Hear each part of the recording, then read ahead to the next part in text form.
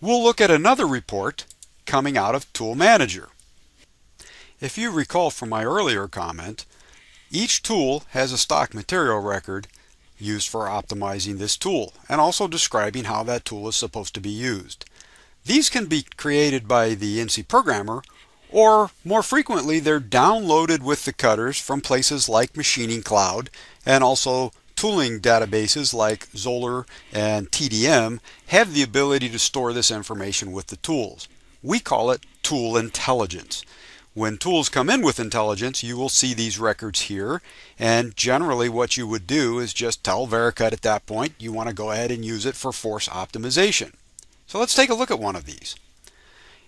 It has cutting limits, which is the effective usage range for these tools, and VERICUT has the ability to check those against your NC program if you want. You just turn on the ones that you want checked, and then VERICUT has a cutting limits check in the project tree. And we'll check all your tools to make sure you're using them properly. Really helpful when these values come from a manufacturer of the cutting tool, because they know how that tool is supposed to be used. But you can put in the values as well. When it comes to optimizing, optimization must be done within the range of the cutting limits. So you always want to address the cutting limits first. And then here's the switches that you have for what's available for how you optimize the tool. Just air. VERICUT also has an OptiPath product, and then force optimization, which is what we've been doing here. Now down in this group, the optimization settings, this is the key for optimization.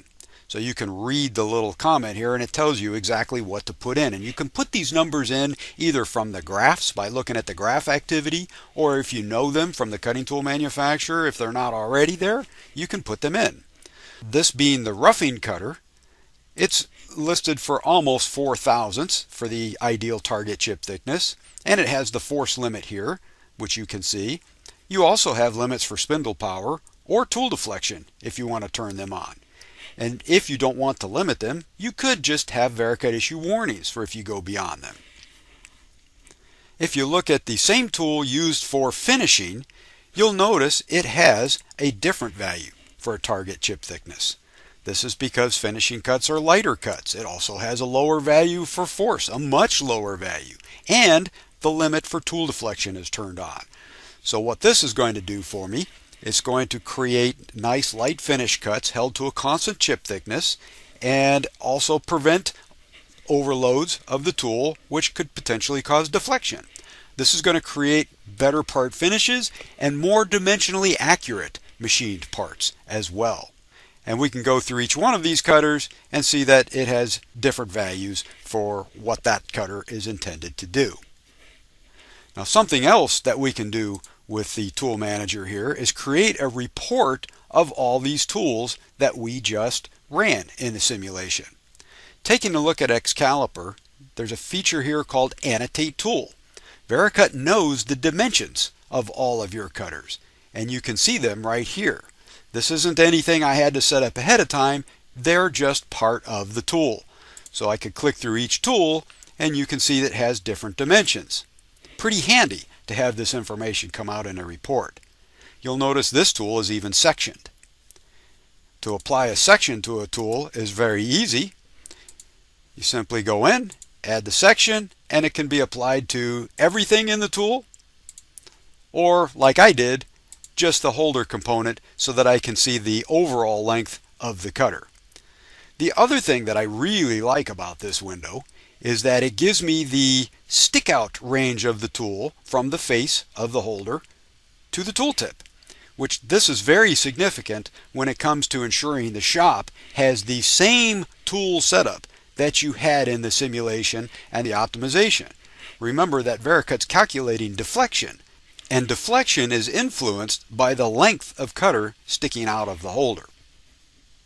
What we'll do is go to Report, create a PDF report, and here we have a nice listing of all the tools that were used, what their gauge lengths and overall lengths and stick out lengths were, and dimensionally what they were. It also includes the description of the cutting tool, as well as the pocket number or however it was loaded on the machine. So I'll close this report and I'll open another report just to show you an example of different kinds of metrics that can be recorded. As I mentioned earlier, VERICUT reports are customizable, so you're able to create the template with the look that you want, incorporate company logos and so on.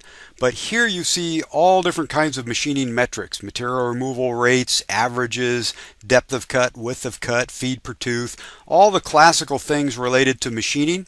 And they've elected to group these things based on operations and the individual cutter paths within those operations. Just another example of using VERICUT reports to get data.